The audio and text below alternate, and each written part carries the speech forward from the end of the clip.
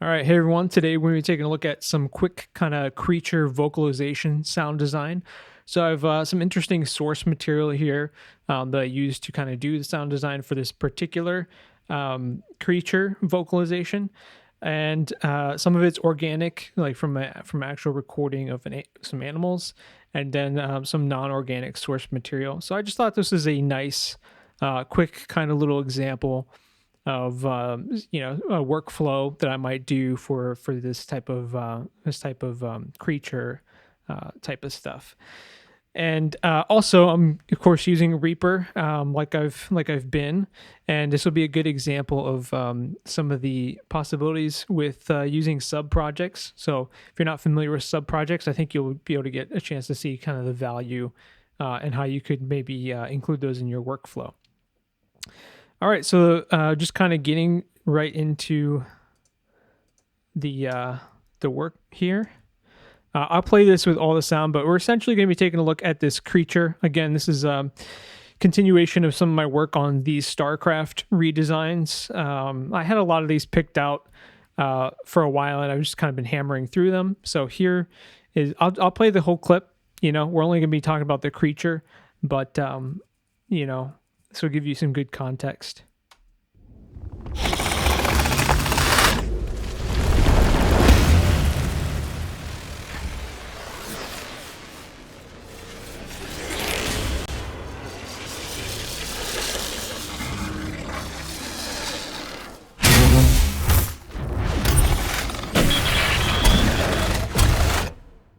Okay, so in particular, we're looking at, I already have the track pulled up. So we have a segment here at the beginning of solo, the creature. And as you can see, all my tracks are organized into subprojects here. So each subproject contains the design work for a particular element. So here is the creature vocalization at the beginning on its own as it stands in the mix.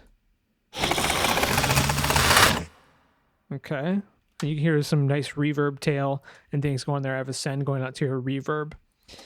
And if I go over, so here's the same, essentially the same source material for these vocalizations over here. That's a little, hold on, the video engine kind of started a second.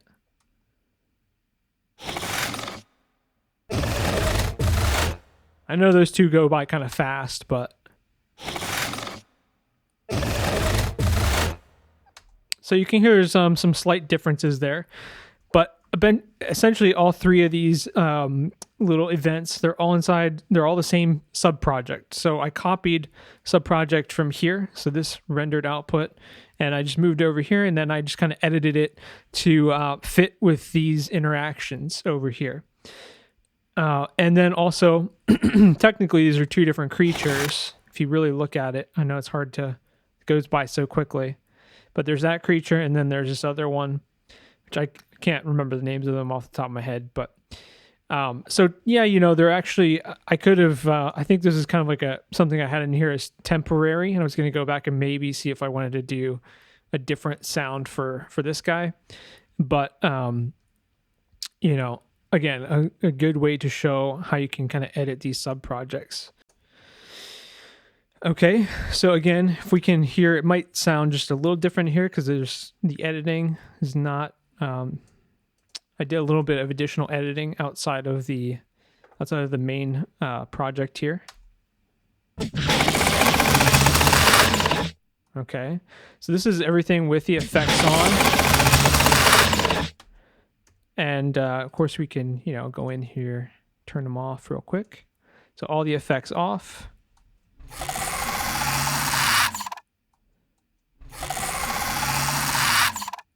So that's just the edited and pitch shift raw samples from my personal sound library.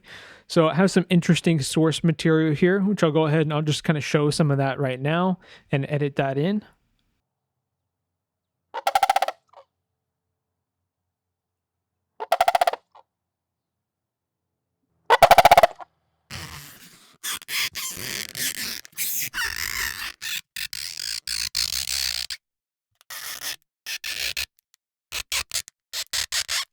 All right, so we'll go through it by individual layer, and then we'll kind of break down the effects. Okay, so here, this first layer, this is, let's take a listen here. Okay. So very easily identifiable bird call there. And you can see one of the things I've got happening is the pitch raises from down to up just as the clip progresses. I feel like that was a kind of a very natural progression for the sound to make. It should start low and then kind of go high. So that's just on a very basic level, starting to work with the pitch there. This particular layer, it's sped up from what the original recording was, or it's it's stretched to where it's faster. And most of that was just looking at the visuals, looking at how the creature is moving, and trying to match the stuttering of the bird call to that. In addition, we have another layer here. So it's the same bird call, but now this one's slowed down. And I thought it was just kind of interesting to have kind of multiple rhythmic patterns happening at the same time. Again, kind of looking at how the creature's moving and trying to match that up a little bit. And let's see what else we got. We got, so here's some of the bowed cardboard. So we have 3 layers of that. All right, and then we have this layer. And then finally, this layer. So we throw them together.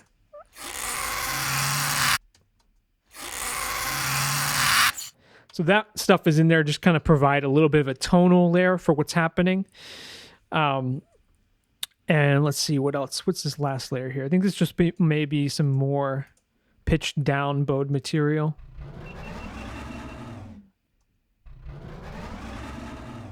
Okay, so yeah, just an additional kind of pitched down layer for that kind of bowed originated material there. There might be some other things mixed in because I believe I performed that in a sampler. So it might have some additional layers in there, but I don't think too much. Okay, so again, talking about the overall design of the creature, it's very insect-like. So I really wanted to have some of those kind of, with these first 2 layers, these were kind of the most important thing as far as driving the entire characterization of the sound. Right? So it's very insect-like in the way it's kind of clicking and the clatter of it. So as far as overall kind of looking at the big picture, that those 2 are they play a very important role. And one of the ways that I involved those 2, which here, let's go ahead and take a listen to what everything sounds like right now.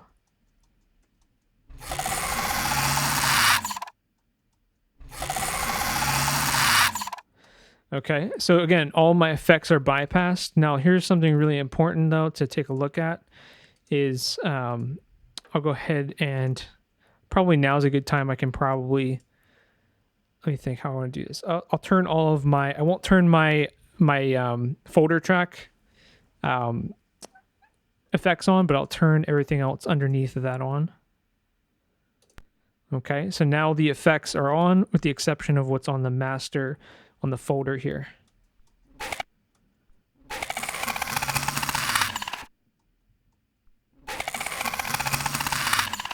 Okay, so now some of the key things that are happening, before I even really go into each individual effect, what I can tell you is if you look at layers, well, this is kind of confusing. I guess somehow I ended up having 2 layers named layer 5. I don't know, it's just some of my random disorganization there at play. But both of these layers have a send going out to layer 1. So I'm actually sending out to layer 1. And on layer 1, we have Snap Heap. So Snap Heap is like a multi-effects plugin. But one of the things that it also has is it has the ability to set up an envelope follower and allow you to route an input, in a separate input into it as a side chain. So basically what I've got going is I have these first two insect-like layers driving a volume, driving the volume for basically everything else. Okay, so these two layers, the rhythmic pattern of this is going to change the gain based on other tracks based on how it's operating. So you can see that with this open here. So this is on Snap Heap is on layers, these two layer 5 here, or sorry, layer 5 is sending out to layer 1. So this is on this track right here. So have a look. So there you can see what it's doing in this little window there. So yeah, it's just, I have that controlling the gain. So if you look at the gain down here, right? Pretty fast attack and release. Again, I really want it to follow very closely. And then from there, we get a little more convoluted with the side chaining. So now I have, let's see. So I have layers 1 is following the volume envelope of layers of these two layer 5 up here. And then layers 2 and 3, 2, 3, and 4. So these layers underneath of this one are now following the volume envelope of what's happening here. So essentially, they're really all following these top two, but also there's another layer of that going on as well with the side chaining. So this is I often will use a side chaining in these kind of particular scenarios where I'm trying to marry significantly different material together for things like vocalizations, because there needs to be a certain sense of cohesiveness to it. And I think oftentimes, especially if I were going to go and make more variations of this, side chaining it is a very quick and easy way to get that stuff to be consistent. And so no matter how many more variations of this, it's going to have the same side chaining parameters. So things will, I'm kind of designing within this realm, and everything should kind of mesh together very, very easily without too much manual automation on my part. Of course, I did, some initial editing and line things up and get things as close as you can. That kind of goes without saying. Let's take a look at some effects here. So if I guess we'll start with these first two layers. Kind of the key thing is, let me close that. Some distortion with Trash 2. So very important thing with getting the creature vocal to sound, if you want it to sound kind of scary and you want it to kind of, help produce an emotional response, is there's going to be, ideally some kind of distortion probably in there to kind of help you achieve that. So if we take a listen to these two, and we have to apologize now, there's a random thunderstorm, so hopefully it doesn't interrupt too much. Okay, so you can see it's actually pretty intense on there. And in fact, when you listen to these two when you listen to this on its own, it's just, you can't really quite imagine that completing the entire design. So, but it balances when you add everything else in there, I think, pretty well. So now we're really kind of getting an idea of where we stand, and everything's kind of marrying together a bit. So not much else. I think I have I don't know what this is doing. Okay, so just a filter freak. I had some resonance set there kind of in the mid-range, and it's just kind of, again, I'm using the threshold or the envelope to move it. So the volume envelope is moving the frequency there on my high pass filter. So I was filtering out a lot of what's happening here because it's being filled in with the layers beneath it, as you can see. So if we listen to these on their own, they're pretty thin. And then with everything, it kind of helps you fill it. All right. So what else? I think those really have got about the same on here. This layer, which is essentially, again, the bird. So this has Decapitator on here. And I don't know if I can really,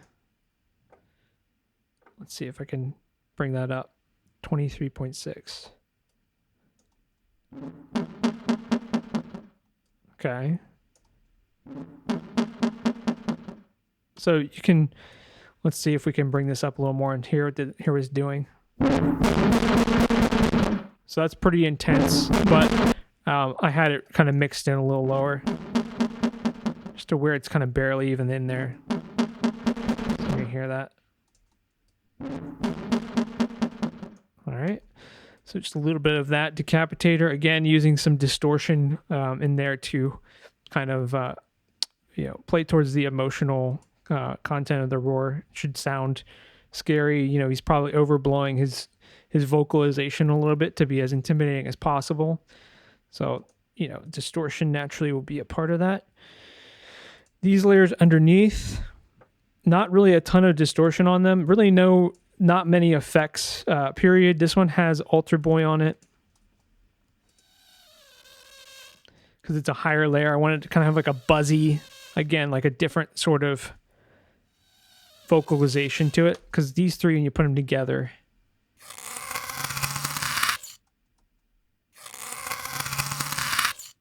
very raspy, kind of waspy sounding type of thing. I don't think that's what wasps actually sound like, but I think you kind of know what I'm trying to say. Now let's just make sure. I don't believe I had any significant snap heap effects. Nope, not on there. Nothing on there either. So I'm just using snap heap strictly as, I'm using it strictly for the input follower, which there's other, I know Reaper has built-in input follower capabilities, but I often like to use snap heap as an input follower because then it also has those built-in effects to where I feel like it's very quick and easy to make use of it in other ways too. Okay, so really, again, it's not a ton of heavy effects processing on the individual layers. Just very clever use of the envelope following, and then just kind of picking source material that works pretty well together. And this is actually I think this is a good, I think there's some things now that I'm kind of revisiting this after a while. I might want to add maybe some more different tonal elements to this stuff. But in general, you can see, I only have, depending on how you look at it, there's two different pieces of source material, but really it's only, these 6 layers here. And I don't feel like this is an overcomplicated sound by any means. So I think it's a good example of, doing some design work that doesn't require, a whole ton of a lot of processing, which is always good, a counterpoint, because I know I show some things that are usually pretty complex here and there. I think this was, let me make sure I have the volume level set correctly. Yeah, this is lower. Hopefully I didn't mess it up too much.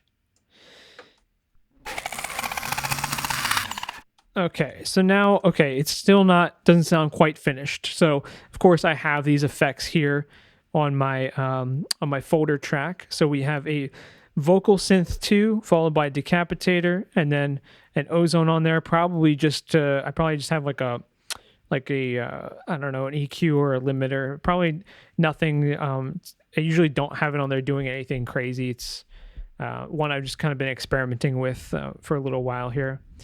So we can turn on Vocalsynth. So Vocalsynth is a good way to take things, any type of creature or weird vocalized type of stuff. The name really tells you all you need to know. It's a vocal processing unit, and it has a ton of built-in effects, and you could really come up with some very interesting and kind of cool chains to send your vocals or your creature stuff through. It's really great for creature stuff, as you can imagine. So let's turn it on. Actually, I have to do this, and then maybe, hang on, let me see how I can... Okay, so I got just Vocalsynth turned on.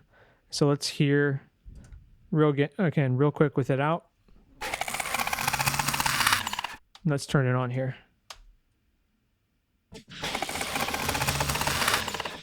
So you can see that's adding quite a lot now. in terms of finalizing the sound. That's basically the final sound.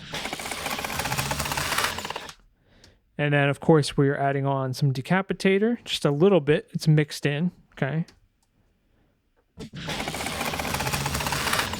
So let's hear if I turn that up. Some more dark kind of really gross, egregious sounding distortion. So, of course, I've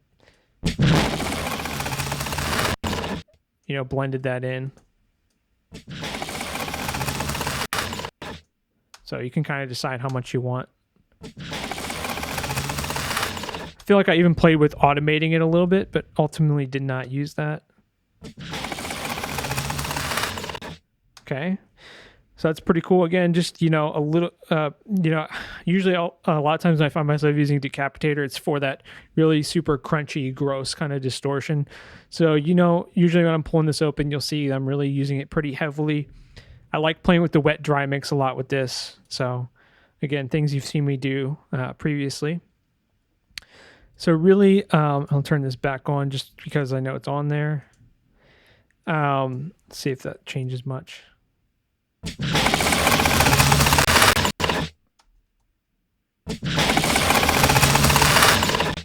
All right. So again, there's kind of our finished sound, but we can take a little closer look at Vocalsynth if we'd like. What are we using? We're using most of the modules here. We're just not using the computer Vox modules. So I can kind of turn these on and off and you can see how it changes things. Maybe it'd be best if I loop this. Turn the BioVox. So BioVox, something in here. I guess I can turn this into like a mini little demonstration of Vocalsynth, but it has these, I like the breath and the nasal parameters. So as I change these, you can hear.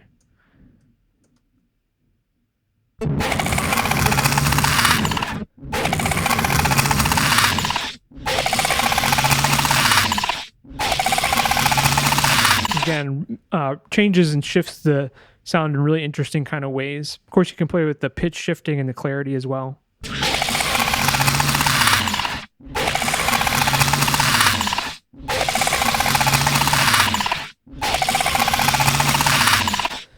Good time to also point out that my actual mix level for Vocalsynth is only in about 37%. So I guess I could increase that and we could really get an idea what it's doing.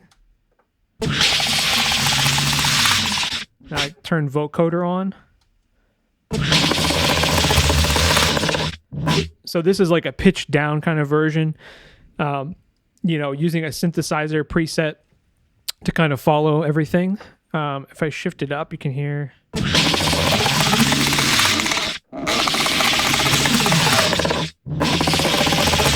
So again, you can see there's plenty. You could really sit and play with this a lot all day and get really interesting kind of cool results from it. I did not have CompuVox turned on, but you can hear what this does.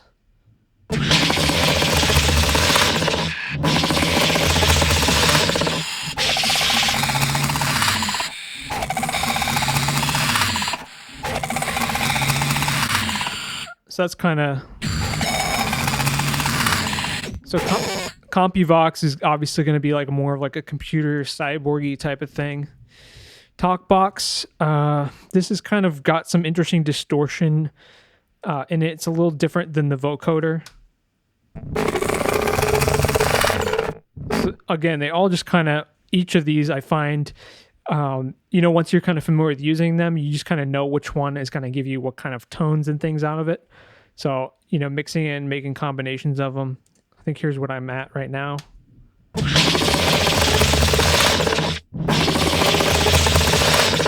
right.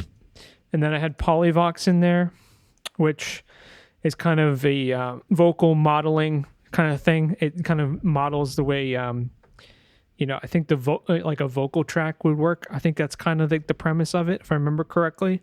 And you can actually feed in other sounds into the Polyvox using a sidechain, which I'm not doing any of that. but you could potentially have it analyze the sound from another track coming into this particular module. Of course, we can hear it by itself.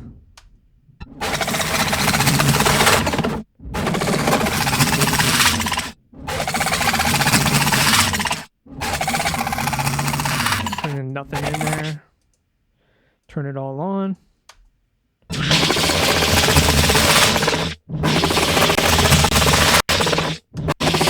All right, so now we can actually we'll see it once more. All right. Okay, and then as far as what's going on with our modules down here, we have this transform module, which is kind of an interesting type of distortion module.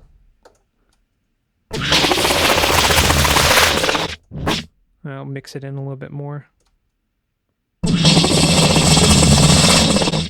So I think it's, again, I don't know. I'd have to really kind of look at the manual on this one to tell you really what it's doing, but it's some kind of it has like it loads like an impulse response of different types of things, and it changes it gives you some really interesting tones that you wouldn't get in many other cases. It reminds me of the Convolve module that's in Trash 2. I'm sure it's pretty similar to how that works, but see, they're all pretty different.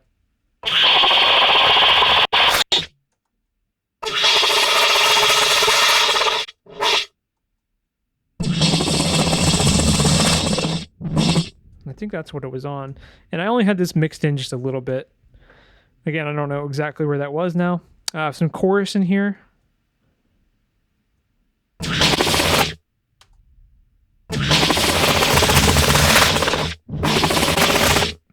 Turn that off, or see what it's like when you mix it in.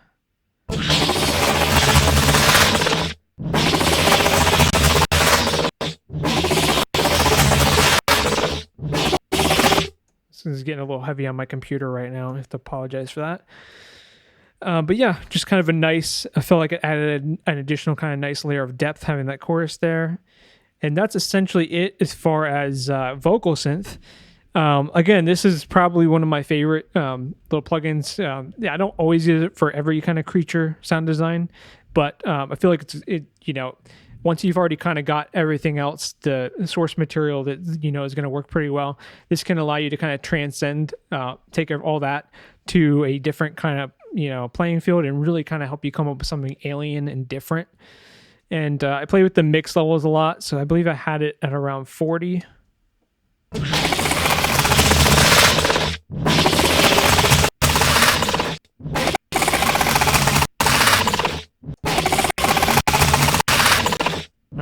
Again, my computer hates me right now for doing all that.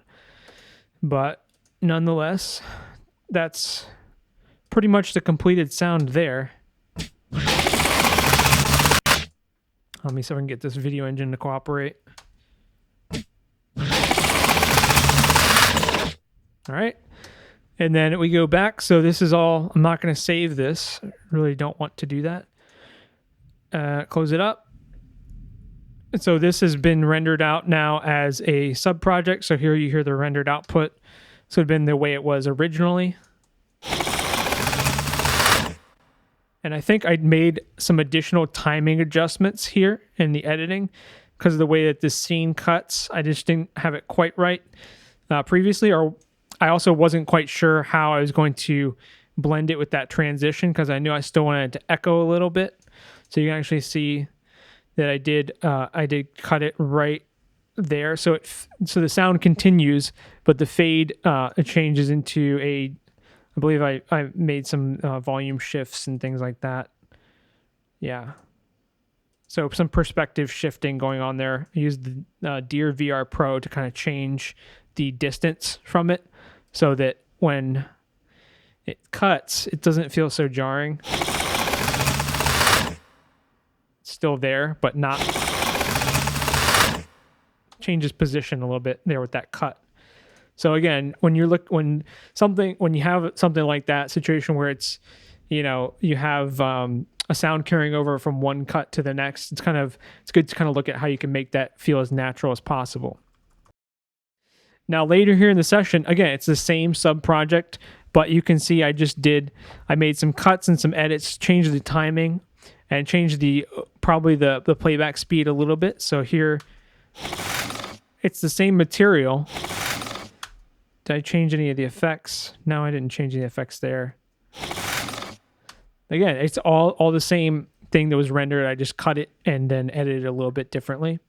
I would do a similar workflow now using Radium and SoundMiner, where I do a lot of design work now inside of SoundMiner or inside of the Radium sampler, and then put it in. I'll do a similar thing. So it's almost like this is just another way of kind of doing a workflow like that, where you do all your design inside of one session and then do the editing outside of it, or at least some of the editing outside of it. And then again here, so this is actually a different creature. I don't really remember the names, but I mean, they're all really in the same kind of family of thing. So I was like, well, they should all, maybe in theory could sound similar. But here I did just make things an interesting layer of depth. Both of these clips for the other creature, I actually did another layer of vocal synth to change, to make it sound like a larger version of the creature, and just kind of do some additional tonal shaping of it. So you can clearly hear that this one is different than that one. So this one's deeper, just kind of larger. Less of the insect-like clicking. But yeah, all this stuff, or all these different positions, were the same creature vocalization. See if I can get that to play cleanly. Reaper's video engine, while it doesn't seem to crash on me nearly as much as Pro Tools, it's still a little weird.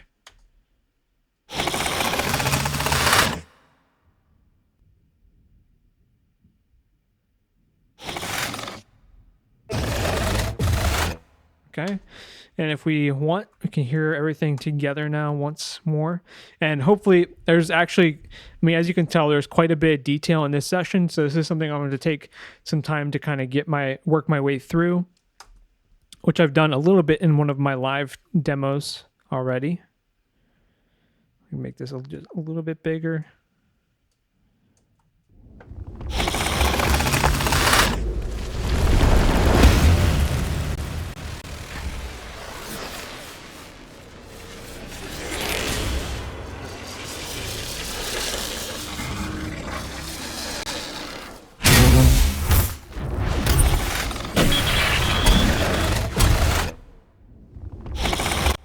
And in any case, we will come back to some of these other design layers probably in some future videos.